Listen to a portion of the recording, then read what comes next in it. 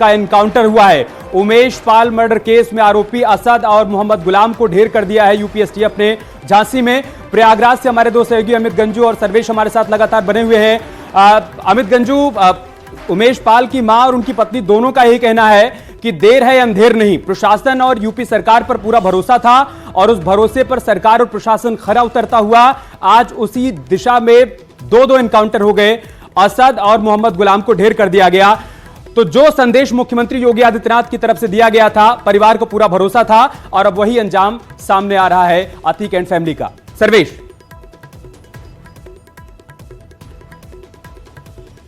DSP बता सकते हैं, लेकिन अगर किसी के ऊपर इनाम घोषित हुआ है तो इसमें निश्चित रूप से उसके खिलाफ एविडेंस है और न्यायालय में मुकदमे हो जाते हैं और न्यायालय बार बार पुलिस को और सरकार को नोटिस जारी करती है कि ऐसे लोगों को क्यों नहीं खोज रहे हैं। प्रेस मीडिया सभी लोग, जनता भी चाहती है आज के दिन में अगर 5 लाख का इनाम है तो उन्हें जाकर सरकार न्यायालय में सरेंडर करना चाहिए था। वहाँ जितने भी माफिया मुक्त होना चाहिए और उत्तर प्रदेश को सर्वोत्तम बनाना, जीरो टॉलरेंस की नीति पर हमारी सरकार काम कर रही है। भय मुक्त वातावरण होना, अपराध मुक्त होना चाहिए, गुंडा मुक्त होना चाहिए, जितने भी माफिया मुक्त होना चाहिए और उत्तर प्रदेश को सर्वोत्तम बनाना, जीरो टॉलरेंस की नीति पर हमारी सरकार काम कर रही है। संजय निषाद यूपी सरकार के मंत्री, उनका कहना है कि सरकार की अपराध को लेकर जीरो टॉलरेंस की नीति है और सरकार उसी दिशा में काम कर रही है। 5 लाख का इनामी था और आज उसका एनकाउंटर हुआ है। सर्वेश, क्या जानकारी आपके पास? और आज जो है जिस तरह से इनकाउंटर में मारा गया है तो ये अपने आप में बड़ी कार्रवाई है। जी सर्वेश, अभी हम उमेश पाल की मां और उनकी पत्नी को सुन रहे थे।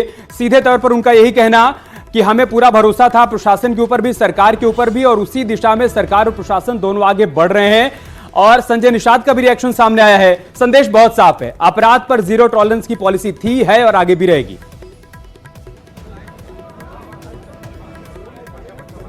देखिए, निश्चित तौर पर अपराध पर जीरो टॉलरेंस वाली सरकार है और यही वजह है कि इस पूरे मामले में लगातार कार्रवाई की जा रही थी और अब तक कई आरोपी जेल के सलाखों के पीछे हैं और ये कयास लगाए जा रहे थे जिस तरह से 2 दर्जन से ज्यादा टीमें लगातार 5-5 लाख के इनामी शूटर्स के खिलाफ कार्रवाई कर रही थी, उनको गिरफ्तार करने के लिए लगी हुई थी और उसी के तहत ये बड़ी कार्रवाई झांसी में हुई है। जो झांसी में इनकाउंटर हुआ उसमें खुद असद और मोहम्मद गुलाम, 2 अपराधी जिनके ऊपर 5-5 लाख का इनाम था, वो ढेर कर दिए गए। तो इसको लेकर तमाम लोगों में खुशी की भी लहर है। सब चाहते थे कि कुछ इस तरह की कार्रवाई हो जिससे जिस तरह से इन्होंने दहशत फैलाई है, लोगों इनके अपराधियों के मन में भी खौफ और डर हो कि अगर वो कानून व्यवस्था को तोड़ेंगे, ऐसी किसी स्थिति को पैदा करेंगे सरकार के लिए, तो कहीं न कहीं उनके ऊपर भी इस तरह का अंजाम उनको भुगतना होगा। तो आज उसी का एक तरह से इसका रिफ्लेक्शन है, ये दिखाई दे रहा है साफ तौर पर। कानून व्यवस्था को लेकर जिस तरह की चुनौती दी थी इन अपराधियों ने, तो उनको आज पुलिस ने, इस एसटीएफ ने मुठभेड़ में ढेर कर दिया है और विदेशी हथियार भी मिले। ये बताता है कि किस तरह से पूरी तैयारी थी, सुनियोजित तैयारी थी इस मामले में।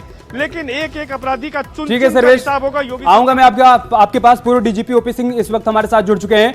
ओपी सिंह सर, सरकार ने जो कहा था वो कर दिखाया। मुख्यमंत्री योगी आदित्यनाथ ने कहा था कि इस माफिया को मिट्टी में मिला देंगे और अतीक के बेटे पर न सिर्फ उमेश पाल हत्याकांड में इस वारदात को अंजाम देने का आरोप था, बल्कि 2 पुलिस वाले भी इस एनकाउंटर में और इस मुठभेड़ में ढेर हुए थे। तो जाहिर सी बात है कि यूपी पुलिस और यूपी एसटीएफ के सामने चुनौती थी कि इस मामले में इंसाफ मिलना चाहिए, न सिर्फ उमेश पाल की फैमिली को बल्कि उन दोनों पुलिस वालों की फैमिली को भी जिनकी हत्या कर दी गई थी असद के बेटों के जरिए। बिल्कुल सही कहा आपने।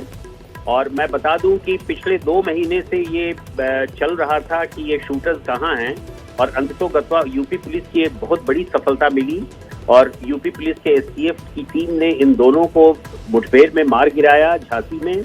और मैं समझता हूं कि माननीय मुख्यमंत्री जी की ये जो कहना था कि मिट्टी में मिला देंगे, वो चरितार्थ साबित हो रहा है। और सबसे बड़ी चीज है कि इस माफिया अतीक अहमद, जिसने इस प्रकार की पूरी प्लानिंग की, जिसमें उमेश पाल जैसा व्यक्ति मारा गया और दिन दहाड़े इस प्रकार की घटना हुई जिसमें कई शूटर्स रहे, उसके खुद बेटे भी सम्मिलित थे और पूरी जो बताया जा रहा है, जो हम लोगों को सूचनाएं मिल रही हैं कि जेल से इस पूरी कॉन्स्पिरेसी को रचा गया था। मैं समझता हूँ ये अपने आप में बहुत ही सनसनीखेज मामला था और उत्तर प्रदेश पुलिस के लिए बहुत बड़ी चुनौती थी। मैं कई टेलीविजन चैनल से इस बात को सुन रहा था कि किस प्रकार का वो हो रहा था और बार बार इस बात की भी आलोचना हो रही थी कि अभी तक शूटर क्यों नहीं पकड़े गए। मैं समझता हूं कि इसमें कुछ वक्त लगा, लेकिन वो वक्त जो है काबिले तारीफ था, क्योंकि बहुत सारी चीजों को क्रेडिबल इंफॉर्मेशन के मैं आपको रोक रहा हूं सर, मैं आपको रोक रहा हूं। एनकाउंटर के बाद की तस्वीर भी इस वक्त हमारे पास हमारे पास आ गई है। न्यूज 18 उत्तर प्रदेश उत्तराखंड ने सबसे पहले खबर ब्रेक की कि अतीक के बेटे असद का एनकाउंटर हो गया है, साथ साथ मोहम्मद गुलाम का एनकाउंटर हो गया है और अब वो तस्वीर भी सामने आ गई। वो तस्वीर हम आपके साथ साझा करेंगे। एक एक तस्वीर आप देखिए। ये जिस जगह पर एनकाउंटर हुआ है वहां की तस्वीर आप देखिए, हम आपको जूम करके भी दिखाएंगे। ये असद और मोहम्मद गुलाम को आप देख सकते हैं, पास में एक बाइक भी पड़ी हुई है। ध्यान से देखिए आप इन तस्वीरों को। कई तस्वीरें सामने आई हैं, बारी बारी से हम आपको सारी तस्वीरें दिखाएंगे। ये देखिए आप, ये तस्वीर जहां पर असद आपको दिखाई पड़ रहा है, उसे गोली लगी हुई है और साथ ही साथ मोहम्मद गुलाम भी उसके पास पड़ा हुआ है। यह है मोहम्मद गुलाम और असद, जिसका आज यूपीएसटीएफ ने एनकाउंटर किया है। एक और तस्वीर देखिए आप, ये देखिए, ये बारी बारी से सारी तस्वीरें हम आपके साथ साझा कर रहे हैं।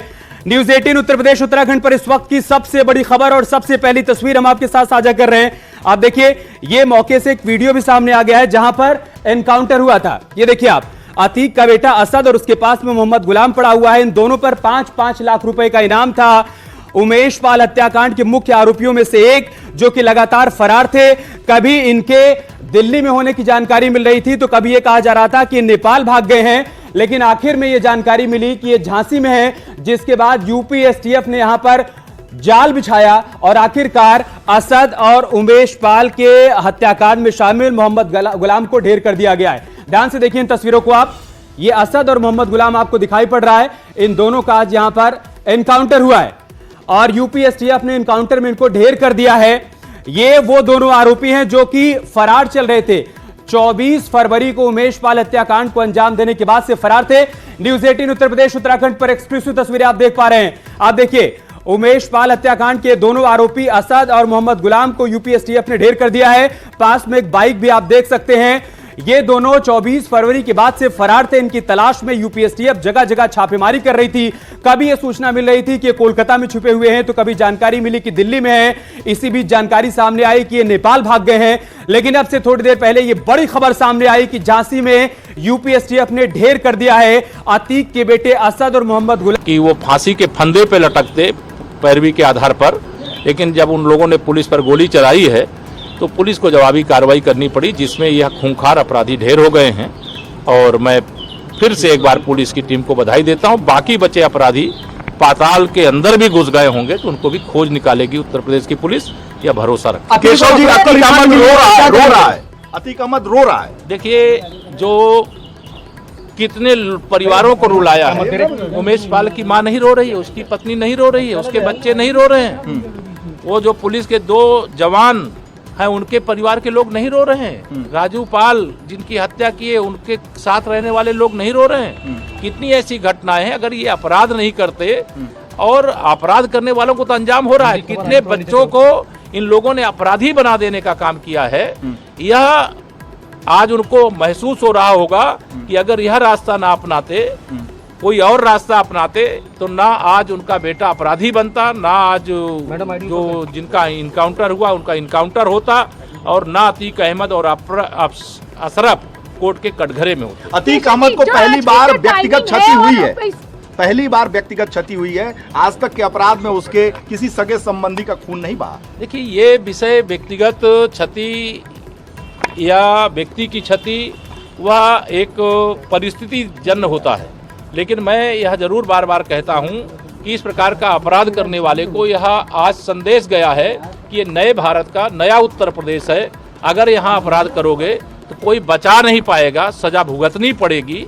और वह सजा 2 ही रास्ते होते हैं, या तो वह कोर्ट में सरेंडर करते, पुलिस पैरवी के आधार पर उनको फांसी के फंदे तक पहुंचाने का काम होता, अन्यथा पुलिस जब पकड़ने जाएगी और पुलिस पर गोली चलाएंगे तो पुलिस ने जवाबी कार्रवाई की है। आज वह दोनों हत्यारे मुठभेड़ में ढेर मुख्तार भी डरा हुआ है सर। जिस तरह से कृष्णानंद राय के मैटर में अगली तारीख 15 तारीख लगी है, कृष्णानंद राय की हत्या हुई 7 लोगों की, तो मुख्तार अंसारी भी डरा हुआ है, क्या कहेंगे? देखिए, जो अपराध करे उसे डरना चाहिए, लेकिन जो जेल में है वो कोर्ट में जाएगा। जो कोर्ट में जाएगा, कोर्ट जो सजा सुनाएगी उसके हिसाब से उसको सजा दिलाने का काम किया जाएगा।